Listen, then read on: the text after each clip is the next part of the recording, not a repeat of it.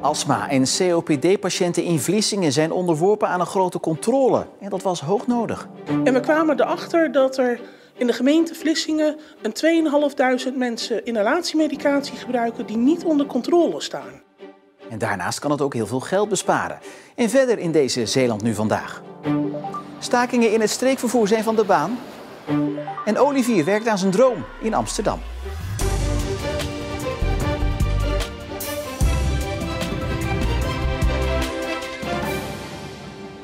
Goedenavond. Mensen met astma of COPD konden deze week op controle komen bij een huisarts in Oost-Soeburg. Om te kijken of ze nog wel de juiste medicijnen krijgen en of ze die ook nog op de goede manier innemen. Het is onderdeel van het project Kerngezond Vlissingen. En een voorbeeld van hoe de zorg van de toekomst eruit moet komen te zien. Het lijkt op een soort wasstraat met meerdere kamertjes waar je allemaal even langs gaat. Er wordt gekeken of het inhaleren van de medicijnen goed gaat. Dan wordt je longfunctie gemeten en krijg je advies over eventuele veranderingen in medicatie.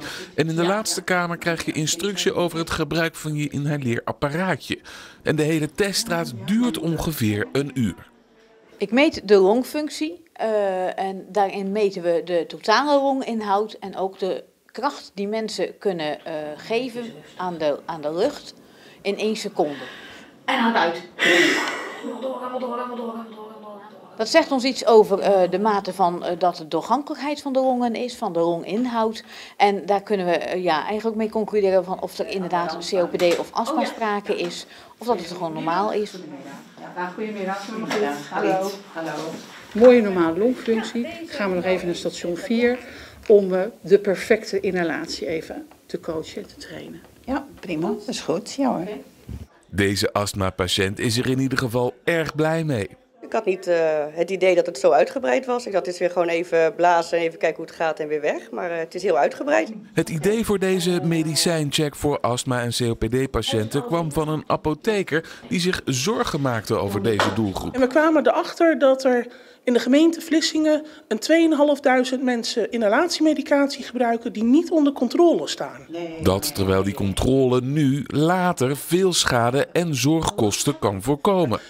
Als mensen niet goed ingesteld staan, kan dat schade op lange termijn geven, waardoor ze op lange termijn eigenlijk structureel benauwd zijn, omdat ze nu niet goed behandeld worden. Nou, dat wil je niet. En als je dat nu kunt voorkomen, heb je later ook minder klachten. Dus we willen daarmee ook aan een stukje preventie doen.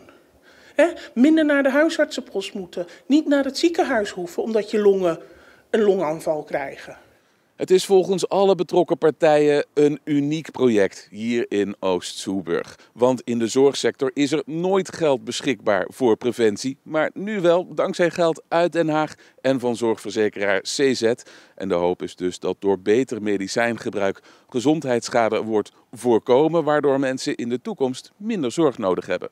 We hopen A, heel veel tevreden patiënten en B, ook dat we echt een verandering in medicatie zien waardoor mensen meer kwaliteit van leven hebben. Dit project loopt nog een jaar, maar al na 2 dagen blijkt dat vrijwel iedereen hier een advies voor beter gebruik van medicijnen goed kan gebruiken. Ik heb ook echt wat dingen geleerd. Dat ik mijn puffer te hard gebruik, zeg maar. Dat ik het wat rustiger kan doen. Dus dat is al, en hoe ik het moet gebruiken, hoe ik moet staan. Dus ik heb zeker wel wat geleerd. Dat is fijn. Als de resultaten volgend jaar positief zijn, is het de bedoeling dat het ook in de rest van Zeeland wordt overgenomen. De stakingen in het streekvervoer zijn van de baan. Want werkgevers en vakbonden zijn tot een akkoord gekomen voor een loonsverhoging van 15% plus een eenmalige uitkering van €1000. Daarnaast zijn er ook afspraken gemaakt om de werkdruk te verlagen. Er is lang gestaakt om dit voor elkaar te krijgen. Na een goede 1,5 jaar zijn er eindelijk resultaten uit de bus gekomen. En ik denk ook wel resultaten waar we zeer tevreden over kunnen zijn. Dat de stakingen van de baan zijn, vindt Van Schaik ook fijn voor de reizigers. Dat speelt ook absoluut mee. We doen ons werk allemaal hartstikke graag. En we vinden het leuk om weer gewoon aan het werk te kunnen zonder al te veel zorgen. De lengte van de CAO is ruim 2 jaar. Het akkoord moet nog wel worden voorgelegd aan de leden van de vakbonden. De Vlissingse wethouder Albert Vader moet zijn excuses aanbieden voor het debakel rondom jeugdbeschermingsorganisatie Intervens. Dat vinden 6 partijen in de Vlissingse gemeenteraad. De Zeeuwse wethouders besloten eind 2020 te stoppen met Intervens. Dat leidde tot veel onrust bij gezinnen en jeugdbeschermers verbonden aan de organisatie.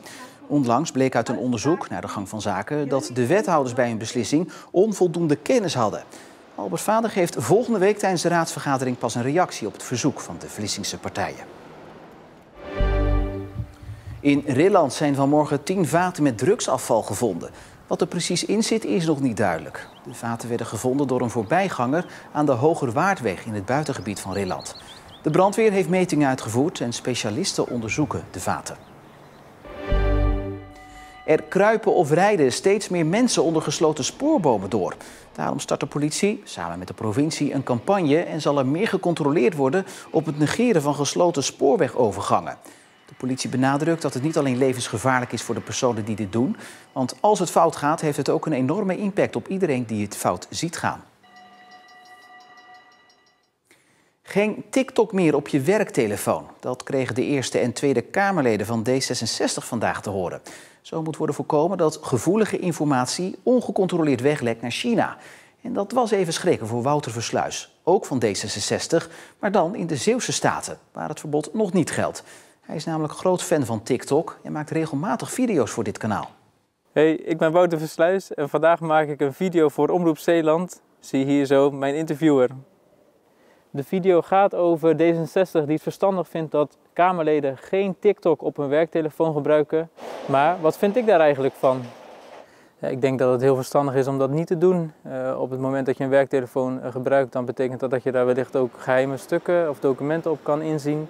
En dan denk ik dat je eigenlijk geen enkele sociale media erop moet gebruiken, maar in ieder geval niet TikTok. Toch ziet Versluis wel het belang in van het profiel dat hij heeft op het medium.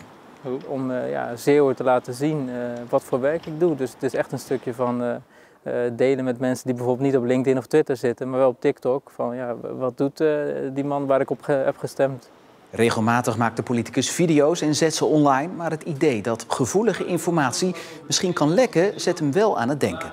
Nou, ik moet wel zeggen, het bericht heeft er wel voor gezorgd dat ik me weer extra bewust ben. Dus ik ga nog wel eens goed nadenken over, doe ik het ook allemaal wel veilig? Volgens mij doe ik dat, maar ik ga nog eens even naar kijken.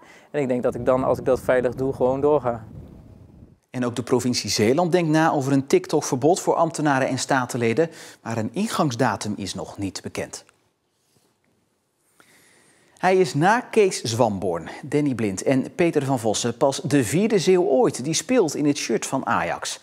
Olivier Aartsen uit Wolvaartsdijk werkt in Amsterdam aan zijn profcarrière als voetballer en droomt van spelen in de Champions League. Maar zijn eerste voetbalstappen zette hij als 6-jarige jongen op Sportpark Wolvaartsdijk.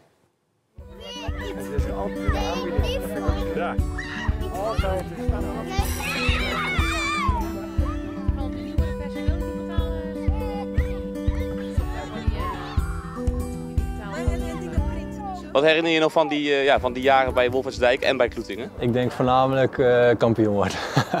Dat gebeurde vaak? Zeker. Elk jaar eigenlijk kampioen geworden. En we hadden gewoon een goed en leuk team van, waar ik in zat. En eigenlijk nu nog steeds mijn vrienden en die spreken nu nog steeds heel veel. Als Aartsen van Wolvaartsdijk naar Kloetingen gaat, krijgt hij al snel een beloftevolle bijnaam. De Messi van Kloetingen.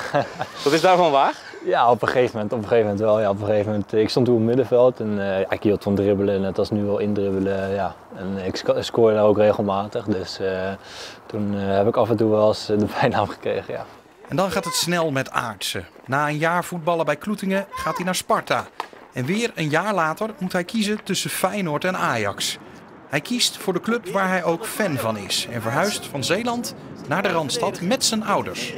Ik zag een gastgezin, zag ik ook niet per se zitten. Ik denk, ik wil gewoon graag thuis en mijn ouders, vind ik gewoon fijn. Dus toen hebben mijn ouders eigenlijk dat voorgesteld. En was de keuze eigenlijk gewoon aan mij van, wij willen dit, wij kunnen dit doen. Of je dat zou willen. En uiteindelijk heb ik daarvoor gekozen en ben er heel blij mee. Ja. Zijn ouders missen weinig wedstrijden en zitten dan ook op de tribune als hun zoon in januari dit jaar zijn debuut maakt in het eerste elftal van Ajax. En dat is Olivier Aartsen. Die komt voor Divine Range. Nog steeds mooi, nog steeds genieten en nog steeds een goed en mooi en blij gevoel aan overgehouden. En Ja, gewoon ik denk 20 minuten zoiets had gespeeld. En ja, voor mijn gevoel ging het gewoon lekker, ging het gewoon goed. En ja, ook de 0 nog gehouden, overwinning mee naar huis genomen. Dus ja, gewoon heel erg tevreden eigenlijk. Dit seizoen speelt de pas 18-jarige Aartsen vooral zijn wedstrijden in de keukenkampioen-divisie met jong Ajax. Op korte termijn hoopt hij steeds meer minuten bij de A-selectie te krijgen. En voor de lange termijn heeft hij ook al doelen. Ik denk sowieso vaste waarde worden in 1. Gewoon elke wedstrijd spelen. Champions League spelen lijkt me fantastisch. En ja, veel prijzen pakken. Ja, daar gaan we voor.